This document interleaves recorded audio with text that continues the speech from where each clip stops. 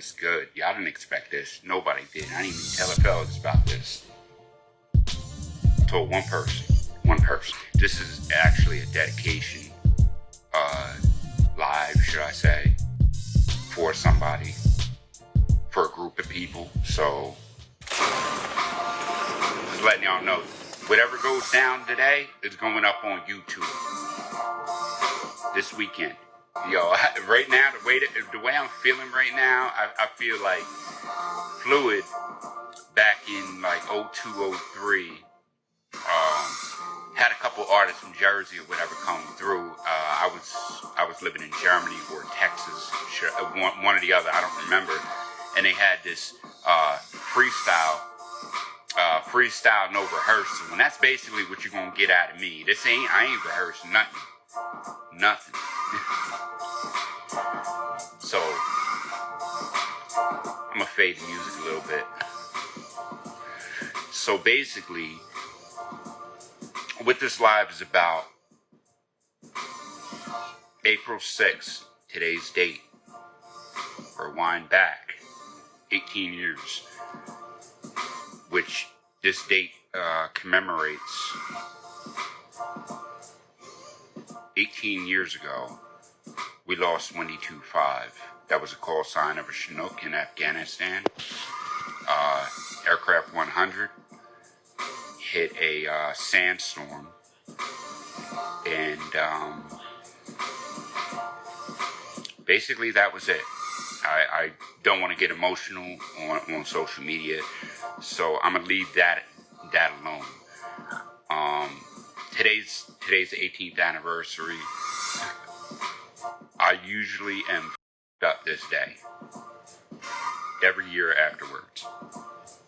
So I just started. I'm not getting f***ed up. I don't have enough to get f***ed up.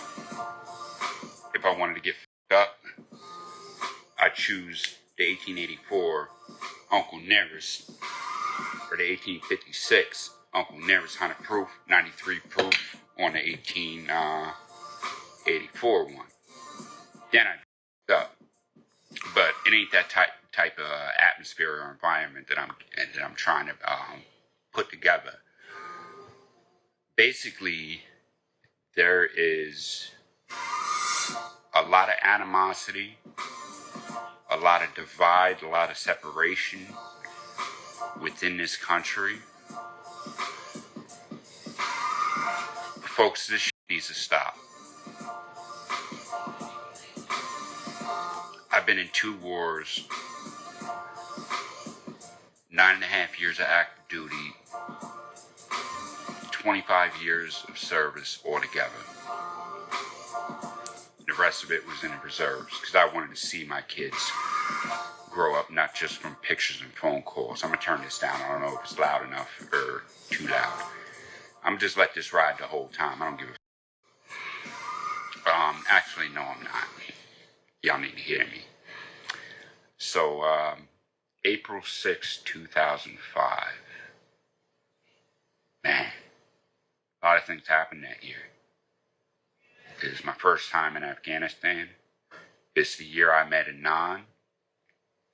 Lost a great dear brother of mine. And 18 other people died on that flight.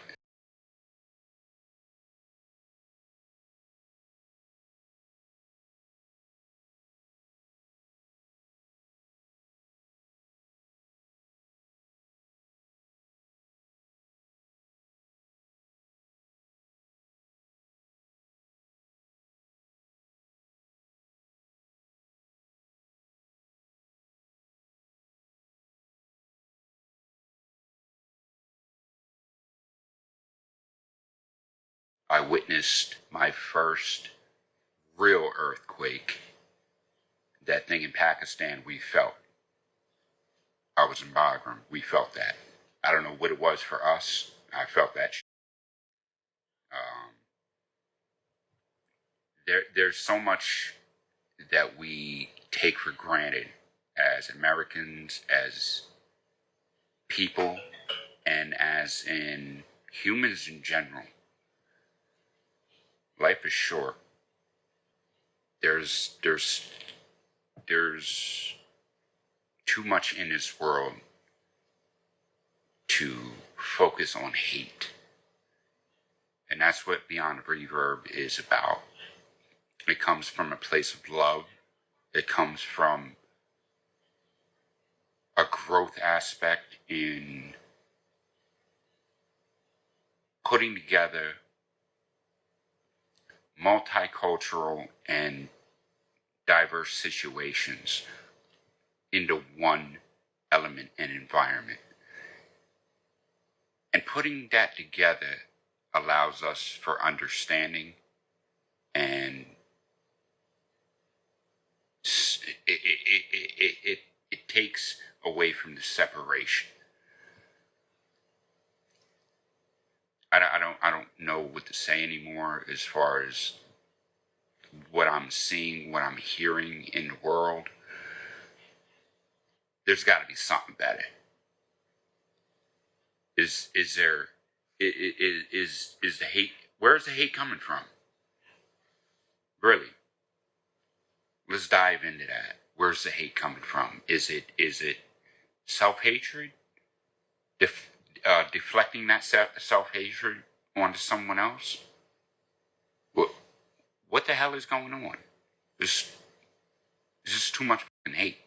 In Afghanistan, our unit was tight. I was basically in a minority platoon where we had Africans, Jamaicans, Trinidadians, South Americans, Central Americans, Eastern Europeans, Asians. We had everybody. There was like maybe 5 white folks in there, me being one of them. It allowed us to, and mind you, we were in Germany together. So it allowed us to be exposed and witness other cultures. It allowed us to embrace a brother and sisterhood, because we had females in the platoon too. We had so much things that America is really supposed to represent. That platoon exemplified what America is. What you heard. What are you saying? What do you stand for? Because what you heard, that's a past tense. The past tense is the past. Although I'm speaking of the past, I'm growing from it. I'm going live. This is actually the reason why I'm going live. This is actually a healing element for me. So I can give two what this looks like, what this sounds like. This is for me in part of my healing process. I have to talk about it, and whether that's publicly or privately, I'm taking it public. Why the fuck not? I had private conversations. Too much. Why not do it on the anniversary of where my pain comes from? Not all of it, because it's a culmination of things. People look at PTSD as one traumatic event. It causes PTSD. What it doesn't tell you is all the repression of previous traumatic events could, and I'm not speaking just from experience, I'm speaking from studies through the United States Army, from the field of psychology. This is what they say. I can't say who they is outside of the United States Army, because that's what I have to go for. That's what I have to work with. We have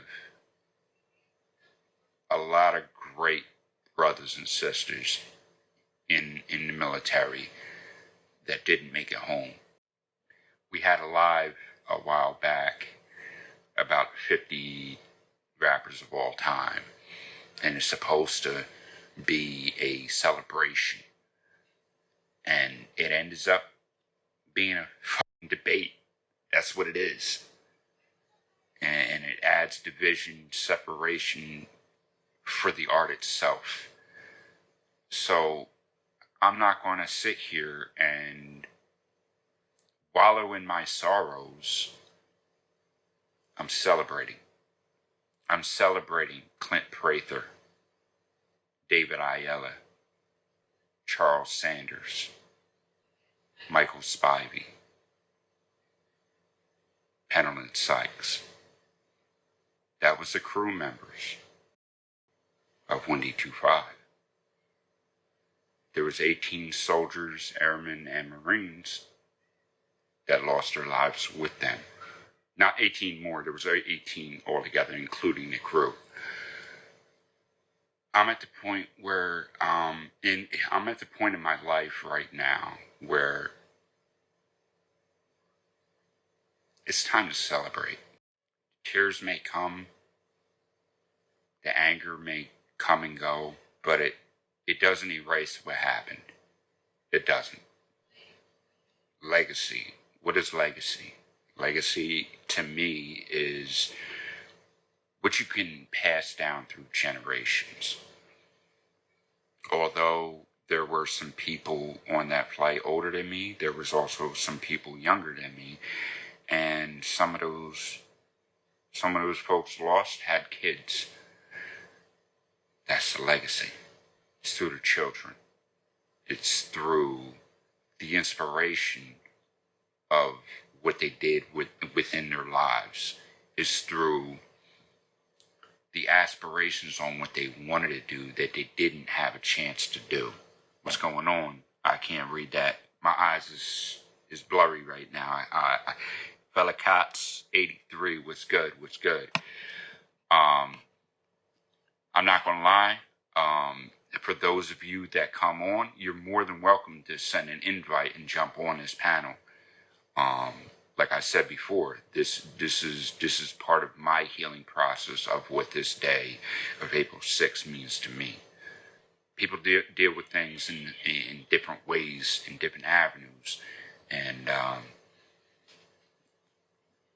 since then I've been not taking the road, if you know what I mean. I'm off the beaten path. I've been off the beaten path, and it did me no good whatsoever. So this is part of my healing process. I'm just trying something different. Anon knows I'm doing this. Fluid has no clue. Cam has no clue I'm doing this. I didn't even tell him just now, like a couple minutes ago, like, hey, you might want to, no, this is for me. If they want to come up, they can come up. The legacy of these people that we lost, it's passed down through their kids. So when you have children, and this is 18 years ago this happened. These people are adults. These kids, these folks that had kids, they're grown adults now. They grew up without a father or a mother, possibly. So David Ayala, 24 years old. He was from New York. I'm originally from Jersey. So there was that connection in age, in location where we grew up. We basically came to Germany days from each other. I think I got there or he got there 3 days beforehand. I'm not sure who showed up first. Part of memory loss. The man was surprisingly hilarious. Very quiet, very sure of himself, though. When he opened up his mouth, you tend to want to listen. That was part of his charisma and his personality. Clint Prather, he was a pilot in command, PIC. I didn't really know him that well. I talked to him about maybe 10 times, 15 including deployments. Another very quiet guy, reserved, kind of stuck to himself. He was willing to listen like I don't. I know very, very few people that can listen like this man. I didn't realize it at the time. As I got older and realized, because he was older, quite a bit older than me. Not He was about 5 years older than me. But at the time, when I'm a 26-year-old man, 27-year-old man, 5 years difference, that's damn near a generational gap right there in mentality. Charles Sanders, he was the, oh, I'm sorry, I didn't say who David Ayala was. He was a pilot. The pilot in the command was Clint Prather. Charles Sanders, he was the FE, or flight engineer. I remember him, another very quiet guy. He didn't like to joke around too much when it came to work. But after work, yeah, let's get it. Let's have some fun. Let's tell the jokes, do whatever. Like I said, this is a celebration. We had Michael Spivey. I don't remember how old he was, but he was the youngest one, and he became a crew chief not that far behind of that flight. He became crew chief like right before, and maybe not that flight, but he became crew chief. Damn, I don't remember. Was it right before we went to Afghanistan, or right after? What I'm saying, he didn't have a I knew him from maintenance platoon. The the mechanics that weren't on flight status of Chinook mechanics. So this guy, he was very, very, very outgoing. When I got back, I don't know if they continued to be roommates, and it's hilarious that I don't even remember this dude's last name because he didn't deploy with us. The unit was in Iraq when I got there, and then I spent another year with the unit before we went to Afghanistan. Then you put them two together. They were roommates for a little bit. I don't know if it kept it that way. Spivey was alive. He kept the party alive. He made you laugh. He made you cry. He made you like crying from laughter. The positivity, no matter what the hell was going on, it's just like this dude is always happy. Like I said, David Ayala, Clint Prather, Charles Sanders, Michael Spivey. There's one more, and that was my man's.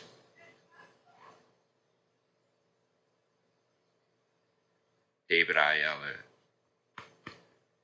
I mean, because of rank, we didn't really hang out, but when we had a chance to talk, we were tight. Pendleton Sykes. That man been in my house. I drank with this man. I cried with this man. We've got in trouble together. Ultimately, it was my fault because it was my house, but that's a whole different story. I had a party at my house in Germany, and there were some people that were drinking underage, and there I go. I'm sorry. So, but like I said, we all mess up. We all make mistakes. So I had some people 19, 20 years old at my house drinking, and I said, hey, your ass is staying here. But there's no drinking age in Germany. But somebody got in their car, and me and Pendleton tried to, me and Sykes, man, we tried to get them keys. Sykes got ran over trying to get that, tried to stop him. I'm like dangling out the window trying to get the keys out. Man, we tried. And the dude went back on post and got popped for a DUI. I was responsible. Yeah, I was. Should have kept his ass there. But we tried. We tried. I don't care what mood you're going to be in. If you talk to that man, He understood. That was basically before Adnan came into the picture in Afghanistan. And at the time, Sykes was the closest person in the unit with me. It's not to take away from the relationship of his best friend Berlinski. Shout out. Only dude I ever seen. That was, and not only because I've seen a lot, but it was the first time I seen a Costa Rican looking like a white guy, Rolinski. Speaking fluent Spanish kind of messed me up. But, no, Sykes had a laugh. It was very distinct. He was a little bit older than me, like maybe a year. Maybe he was young. I'm trying to remember how old I was. I know how old he was. He was a year younger than me. It was a level of, I don't know how to say it. It was a level of conversation I wasn't used to. I wasn't used to people listening to me, and he allowed that. He allowed people to feel, be themselves. Man, I miss those brothers. All of them. Like I said, I barely touched this. I ain't getting f***ed up. I just think it's imperative that their names be known. If you'd like to do your research, you can. All you have to do is 2025 crash or Afghanistan. You could find out what happened. You could find out what's still going on. You have 3 people that stick to mind, and that is Nicholas Duncan, Craig Wilhelm, and I am bad at women's names. I knew him as Lieutenant Duncan back in the day, Sandy Duncan. They run the Windy 2.5 Memorial 5K that's held in Las Vegas. They put a whole business around it. There's a few other people that I'm trying to remember who it is off the top of my head. Hubbard. I remember that name. He's a part of that. Don't remember. Oh, Ramsey, another pilot. Hubbard was a crew chief, I believe. Ramsey was a pilot. He ended up being an instructor pilot. And all these people, and before I go any further, there's one name that sticks out on all the 5 names that I just put, not all on the people of Windy 2.5, but of the Windy 2.5 Memorial folks. Craig Wilhelm, that is Major Retired Craig Wilhelm, and that was my company commander. And I will say, hands down, this man was the best commander I've ever had. I saw his face every day. It might be a, hey sir, I'm doing good. Hey sir, we got about 10 more minutes and it'll be fixed. But he talked to every single person in the unit. Every single day of that deployment. And this is before the crash. This man was like that every day. Shortly after the Windy 2.5 went down, it ramped up and there was more people doing that. So that's leadership at its best. Thank you, Major Wilhelm. You're a hell of a man. You could check them out. Like I said, all you got to do is, it's not hard to find. Windy 2.5 Memorial. They usually do a 5K run. Check it out. They do take donations. This is part of the healing process, not just for us. It's for everybody. Those in Big Windy, Fox Company 159th Aviation, 12th Brigade, we're not the only ones. There's many more in combat arms. And aviation is considered a combat arms MOS now. I'm old school with it, and I kind kind of deny that, but it is what it is. There's a lot of infantrymen, artillerymen, engineers, MPs that are hurting just like the rest of us. We're not alone. Never will be. I just hope that putting a legacy, putting the memories together, putting purpose for worth, that means something. It should mean something to you to put forth to somebody else. So on that note, I'm gonna get up out of here. I'm DBrklyn. Love you. And we out.